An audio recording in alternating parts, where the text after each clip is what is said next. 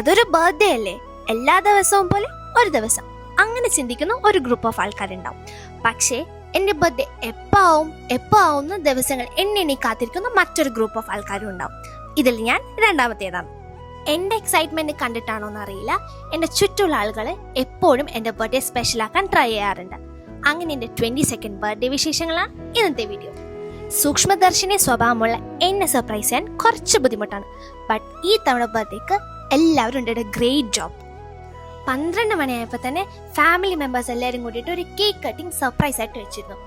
And interesting thing is that ആ വീട്ടിലുണ്ടായിട്ട് അങ്ങനത്തെ ഒരു പാർട്ടി നടക്കുന്ന കാര്യം ഞാൻ പോലും അറിഞ്ഞില്ല. എനിക്കൊരു ക്ലൂവും കിട്ടിയില്ല. അതെല്ലാം കഴിഞ്ഞ് നിന്നപ്പോഴാണ് പണ്ടെപ്പോഴോ ഞാൻ പടക്കം പൊട്ടിക്കണം എന്ന ആഗ്രഹം പറഞ്ഞ് ഓർത്ത് വെച്ച് എൻ്റെ ഫ്രണ്ട്സ് ഒരു ലോഡ് പടക്കമായിട്ട് എൻ്റെ വീട്ടിലേക്ക് വന്നത്.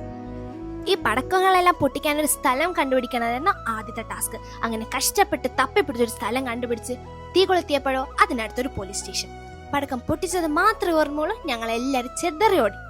ആൻഡ് നെക്സ്റ്റ് ഡേ ഒരു സർപ്രൈസ് ആയിട്ടുള്ള ഒരു കേക്ക് കട്ടിങ്ങും കൂടി ഉണ്ടായിരുന്നു. എനിക്ക് കുറേ ഗിഫ്റ്റ്സും കിട്ടി. ഒരുപാട് ഹാപ്പി ആൻഡ് ഗ്രേറ്റ്ഫുൾ ആയിട്ട് ഫീൽ ചെയ്ത്. കുറേ പേരൊക്കെ വിഷ് പോലും കിട്ടാറില്ലെന്ന് ഞാൻ കേട്ടിട്ടുണ്ട്. ബട്ട് എൻ്റെ കേസിലാണെന്നുണ്ടെങ്കിൽ എൻ്റെ ചുറ്റുള്ള ആളുകളെ എപ്പോഴും എന്നെ സ്പെഷ്യലായിട്ട് ഫീൽ ചെയ്യാറ്. And I M so grateful for this. So if you like this video, please subscribe. Thank you.